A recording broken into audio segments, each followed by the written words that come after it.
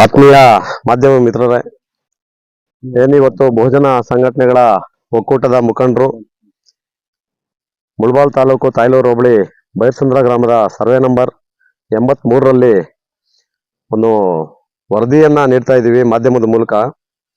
ಆ ವಿಚಾರ ಏನಪ್ಪಾ ಅಂತಂದ್ರೆ, ಸದರಿ ಒಂದು 83 ಸರ್ವೆ ನಂಬರ್ನಲ್ಲಿ ಗಡ್ಡಂಚಿನೇಪಲ್ಲಿ ಗ್ರಾಮದ ವಾಸಿಗಳಾದಂತಹ ಅನುಷಾಕೋಮ್ ವಸಂತ್ ಕುಮಾರ್ ಅವರು ಈ ಒಂದು 3 ವರ್ಷಗಳ ಹಿಂದೆ 1 ಎಕರೆ 35 ಗುಂಟೆ ಈ ಒಂದು ಸರ್ವೆ ನಂಬರ್ನಲ್ಲಿ ಶುದ್ಧ ಕ್ರಯಕ್ಕೆ ಪಡೀತಾರೆ. ಜಮೀನನ್ನ ಶುದ್ಧ ಕ್ರಯಕ್ಕೆ ಪಡೆದು ಅವರು ಏನು ಸುಮಾರು ದಿನಗಳಿಂದ ಈ ಒಂದು ಜಮೀನನ್ನ ಸರ್ವೆ ಮಾಡಿಸಿ ಒಂದು ಸಮತಟ್ಮಾನ ಬೇಸಾಯ ಮಾಡಬೇಕು ಅನ್ನೋ ಒಂದು ದೃಷ್ಟಿಯಲ್ಲಿ ಸುಮಾರು 7 ಬಾರಿ ಒಂದು ಗೌರ್ಮೆಂಟ್ ಸರ್ವೆಯನ್ನ ಮಾಡಿಸ್ತಾರೆ.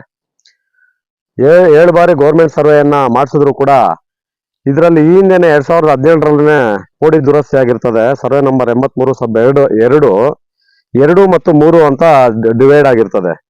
3ರಲ್ಲಿ ಸೇಮ್ ಇದರಲ್ಲಿ ಏನ್ ಮೆಜರ್ಮೆಂಟ್ ಇದೆಯೋ ಅಷ್ಟೇ ಜಮೀನು ಬೇರೆ ಒಂದು ರೂಪಾಕೋಮ್ ಕೃಷ್ಣಾರೆಡ್ಡಿ ಅನ್ನೋರಿಗೆ ಹೋಗಿರ್ತದೆ. ಆದ್ರೆ ಅವರು ಇವ್ರ ಮೇಲೆ ವಾದ ಏನಪ್ಪಾ ಅಂತಂದ್ರೆ, ನಮ್ ಜಮೀನನ್ನ ಒಂದು ಕಾನೂನು ಬಾಹಿರವಾಗಿ ಇವರು ಸರ್ವೆ ಮಾಡಿಸ್ಬಿಟ್ಟಿದ್ದಾರೆ, ಪೋಡಿ ಮಾಡಿಸ್ಕೊಂಡ್ ಬಿಟ್ಟಿದ್ದಾರೆ ಅನ್ನೋದು. ಯಾಕೆ ಅಂತಂದ್ರೆ ಅದು ಶುದ್ಧ ಸುಳ್ಳದು. ಯಾಕೆ ಇವರು ಪರ್ಚೇಸ್ ಮಾಡುವಾಗ 2017ರಲ್ಲೇನೆ ಅದು ದುರಸ್ತಿ ಆಗಿರ್ತದೆ. ಇವರು ಕ್ರಯಕ್ಕೆ ಪಡೆಯೋದು 2022-23ರಲ್ಲಿ. ಹೀಗಾಗಿ ಈಗ ಯಾಕೆ ಅಂತಂದ್ರೆ ಸಂಘಟನೆಗಳ ಒಂದು ನಾಯಕರ ಬಳಿ ಸುಮಾರು ಏನು ಸಾರ್ವಜನಿಕರು ಬರ್ತಾರೆ, ಏನೋ ಜಮೀನು ವಿಚಾರವಾಗಿ ಒಂದು ಇಲ್ಲಿ ವಾದ ವಿವಾದಗಳಿದಾವೆ ಸರ್, ನಮ್ಗೆ ಸ್ವಲ್ಪ ಸಹಾಯ ಮಾಡ್ಬೇಕು ಅಂತ ಅಂದ್ಬಿಟ್ಟು ಸಂಘಟನೆಗಳ ಹತ್ರ ಬರ್ತವೆ. ಆದ್ರೆ ಸಂಘಟನೆಗಳವರು ಯಾವುದೇ ಕಾರಣಕ್ಕೂ ಕೂಡ ಕಾನೂನು ವಿರುದ್ಧವಾಗಿ ಕೆಲಸಗಳು ಮಾಡಕ್ ಹೋಗಲ್ಲ ಯಾವುದೇ ಸಂದರ್ಭದಲ್ಲಿ. ಅದಕ್ಕೆ ದಯವಿಟ್ಟು ತಾವು ತಿಳ್ಕೋಬೇಕು.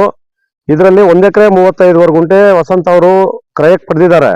ಆ ಜಮೀನು ಬೆಳೆಯಲ್ಲ, ಎಷ್ಟು ತಗೊಂಡಿದಾರೋ ಅಷ್ಟೇ ಇರ್ತದೆ. ನೀವು ಎಷ್ಟು ಪರ್ಚೇಸ್ ಮಾಡಿದಾರೋ ನಿಮ್ದು ಅಷ್ಟೇ ಇರ್ತದೆ. ದಯವಿಟ್ಟು ಇದನ್ನ ಏನಿದೆಯೋ ನೀವು ಈಗಾಗಲೇ ಕೂಡ DDLRಗೆ ಸರ್ವೆ ಇದು ತಪ್ಪಾಗಿದೆ ಅಂತ ಅಂದ್ಬಿಟ್ಟು ಹೋಗಿದ್ದೀರಾ, ಅಲ್ಲಿ ಕೂಡ ವಜಾ ಆಗಿದೆ. ಹಾಗೂ ಏನು ಈಗ ಸಿವಿಲ್ ನ್ಯಾಯಾಲಯದಲ್ಲಿ ಕೂಡ ನೀವು ಪ್ರಕರಣ ಹಾಕೊಂಡಿದ್ದೀರಾ. ಅದು ಏನು ಪ್ರಕರಣ ನ್ಯಾಯಾಲಯದ ಒಂದು ಆದೇಶಕ್ಕೆ ಎಲ್ಲರೂ ಕೂಡ ಭದ್ರಾಗಿರ್ತೀವಿ. ದಯವಿಟ್ಟು ಅದನ್ನು ಬಿಟ್ಟು ಇಲ್ಲಿ ಏನೇ ಅನಾಹುತಗಳು ಮಾಡ್ಕೋಬೇಡಿ. ದಯವಿಟ್ಟು ನಿಮ್ಗೂ ಹೇಳ್ತಾ ಇದೀವಿ, ಅವ್ರಿಗೂ ಹೇಳ್ತಾ ಇದೀವಿ. ಈ ವಿಚಾರ ಯಾರು ಕೂಡ ಇಲ್ಲಿ ಬೇರೆ ರೀತಿ ಅನಾಹುತಗಳನ್ನ ಮಾಡ್ಕೋಬೇಡಿ. ಯಾಕೆ ಅಂತಂದ್ರೆ ಜಮೀನುಗಳ ಬಳಿ ಶಾಂತಿಯುತವಾಗಿ ನಾವು ಹೋಗ್ದಿರಾ ಇದ್ರೆ ಇಲ್ಲಿ ಯಾವುದೇ ರೀತಿ ನಾವು ಒಂದು ಬೆಳೆ ಆಗ್ಲಿ ಇನ್ನೊಂದಾಗ್ಲಿ ಏನೂ ಮಾಡಕ್ಕಾಗಲ್ಲ. ನಿಮ್ ಜಮೀನ್ ನಿಮ್ಗಿರ್ತದೆ, ಅವ್ರ ಜಮೀನ್ ಅವ್ರಿಗಿರ್ತದೆ. ದಯವಿಟ್ಟು ಅವ್ರಿಲ್ಲಿ ಇಲ್ದೇ ಇರೋ ಸಂದರ್ಭದಲ್ಲಿ ತಾವು ಏನಾದ್ರು ಬೇರೆ ರೀತಿ ಇಲ್ಲಿ ಕೆಲಸಗಳನ್ನ ಮಾಡೋದು ಅವು ಇವು ಬೇಡ. ನಿಮ್ ಜಮೀನಲ್ಲಿ ನೀವೇನಾದ್ರೂ ಮಾಡ್ಕೊಳ್ಳಿ, ಯಾವುದೇ ಅಬ್ಜೆಕ್ಷನ್ ಇಲ್ಲ, ಅದನ್ನ ಯಾರು ಕೂಡ ಕೇಳೋಕ್ಕಾಗಲ್ಲ. ಅದು ಬಿಟ್ಟು ಬೇರೆ ರೀತಿ ಕಾನೂನು ಬಾಹಿರವಾಗಿ ದಯವಿಟ್ಟು ಇಲ್ಲಿ ಕೆಲಸಗಳನ್ನ ಮಾಡಕ್ ಹೋಗ್ಬೇಡಿ. ಹಾಗೂ ಏನು ನಾವು ಬಂದಿದೀವಿ, ನಮ್ಮ ಸಂಘಟನೆನೂ ಕೂಡ ಅಷ್ಟೇ, ಎಲ್ರಿಗೂ ಕೂಡ ಶಾಂತಿಯುತವಾಗಿ ಹೋಗಿ ಅಂತಂದ್ಬಿಟ್ಟು ನಾವು ಹೇಳಕ್ ಬಯಸ್ತೀವಿ.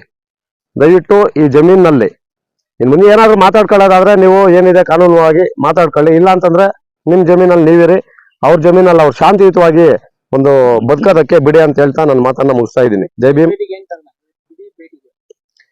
ಇವತ್ತು ದಿಢೀರ್ ಭೇಟಿಗೆ ಅಂತಂದ್ರೆ ನಮ್ಮ ಸ್ನೇಹಿತರು ವಸಂತ್ ಕುಮಾರ್ ಅವರು ಯಾವುದೋ ಒಂದು ಸರ್ವೆ ಬಂದಿದೆ, ಸರ್ವೆ ಮಾಡ್ತಾರೆ. ಸರ್ವೆ ಮಾಡಿ ಇಲ್ಲಿ ಏನು ಅವರು ಈಗ ಈ ಹಿಂದೆ ಒಂದು ಅವರ ಜಮೀನನ್ನ ಅದ್ಬಸ್ ಕಟ್ಕೊಂಡು 7 ಬಾರಿ ಸರ್ವೆ ಕಟ್ಟಿದ್ದಾರೆ. 7 ಬಾರಿ ಸರ್ಕಾರಿ ಸರ್ವೆ ಕಟ್ಟಿದ್ರು ಕೂಡ ಪಾಪ ಅವರು ಆಪೋಸಿಟ್ ಏನು ಜಮೀನ್ ಅವ್ರಿಗೆ ಅದು ಇಷ್ಟ ಆಗ್ತಾ ಇಲ್ಲ. ಅದು ಯಾವ ರೀತಿ ಸರ್ವೆ ಮಾಡಿಸ್ಬೇಕೋ ಇನ್ನೇನೋ ಗೊತ್ತಿಲ್ಲ. ಇಲ್ಲ ಅಂದ್ರೆ ಮೂಲ ಏನು ಬ್ರಿಟಿಷರ್ ಸರ್ವೆ ಮಾಡಿದಾರಲ್ಲ ಅವ್ರನ್ನ ಕರ್ಸ್ಬೇಕೇನೋ ನಮ್ಗೆ ಗೊತ್ತಾಗ್ತಾ ಇಲ್ಲ.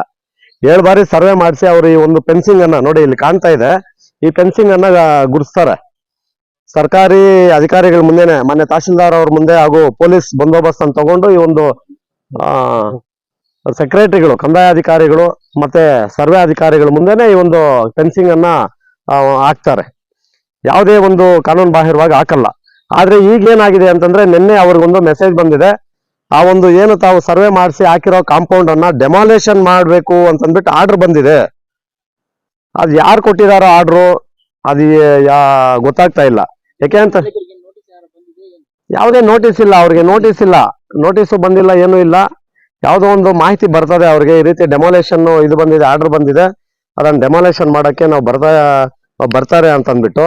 ಬಟ್ ಈಗ ಏನು ಸ್ಥಳೀಯವಾಗಿ ತಹಶೀಲ್ದಾರ್ ಆಗ್ಲಿ, ಇಲ್ಲಿನ ಒಂದು ಸಂಬಂಧಪಟ್ಟ ಏನು VA ಆಗ್ಲಿ, ಈ ಒಂದು ತಾಯ್ಲೂರು ಹೋಬಳಿ RI ಆಗ್ಲಿ, ಯಾರಿಗೂ ಕೂಡ ಇವ್ರು ಇಂಟಿಮೇಷನ್ ಕೊಟ್ಟಿರಲ್ಲ.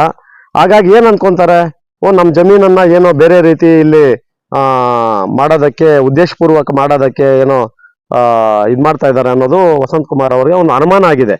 ಅದಕ್ಕೆ ನಾವು ನಮ್ಮ ಸಂಘಟನೆ ಕೂಡ ಇಲ್ಲಿ ಭೇಟಿ ನೀಡಿ ಇದನ್ನ ಪರಿಶೀಲನೆ ಮಾಡಿ ಮೊನ್ನೆ ತಹಶೀಲ್ದಾರ್ ಅವರು ಕೂಡ ವಿಚಾರ ಮುಟ್ಟಿಸಿದೀವಿ. ಯಾಕೆ ಅಂತಂದ್ರೆ ಈಗಾಗಲೇ ಸಿವಿಲ್ ನ್ಯಾಯಾಲಯದಲ್ಲಿ ಇದು ಪ್ರಕರಣ ನಡೀತಾ ಇದೆ.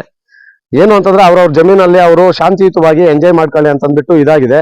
ಬಟ್ ಏನು ಅಂತಂದ್ರೆ ಇರೋ ಮಾವಿನ ಮರಗಳು ಅದು ಇದು ಏನು ಕಟಾವ್ ಮಾಡಬಾರ್ದು, ನೀವು ಆರಾಮಾಗಿ ಬೆಳೆ ಮಾಡ್ಕೊಂಡಿರ್ಬೋದು ಅಂತಂದ್ಬಿಟ್ಟು ಈಗಾಗಲೇ ಪ್ರಕರಣ ನಡೀತಾ ಇದೆ. ಅದನ್ನು ಬಿಟ್ಟು ಕೂಡ ಯಾವ ಆದೇಶ ಆಗಿದೆಯೋ ನಮ್ಗೆ ಗೊತ್ತಿಲ್ಲ. ಅದಕ್ಕೆ ನಮ್ಮ ಸ್ನೇಹಿತರಿಗೆ ಒಂದು ಧೈರ್ಯ ತುಂಬೋಣ ಅಂತ ಅಂದ್ಬಿಟ್ಟು ಇಲ್ಲಿ ನಾವು ಭೇಟಿ ಮಾಡಿದೀವಿ ಸರ್.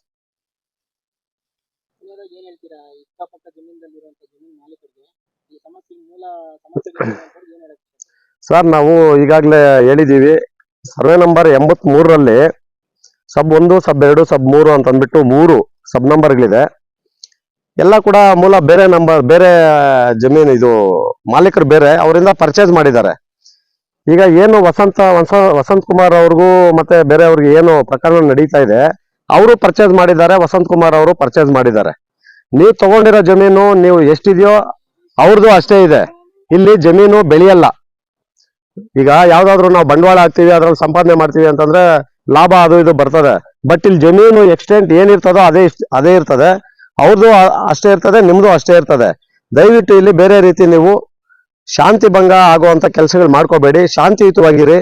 ಕಾನೂನಿಗೆ ಎಲ್ರೂ ಕೂಡ ತಲೆಬಾಗಿ ಅಂತಂದ್ಬಿಟ್ಟು ಇಬ್ಬರಿಗೂ ಕೂಡ ನಾವು ಹೇಳಕ್ ಬಯಸ್ತೀವಿ ಸರ್.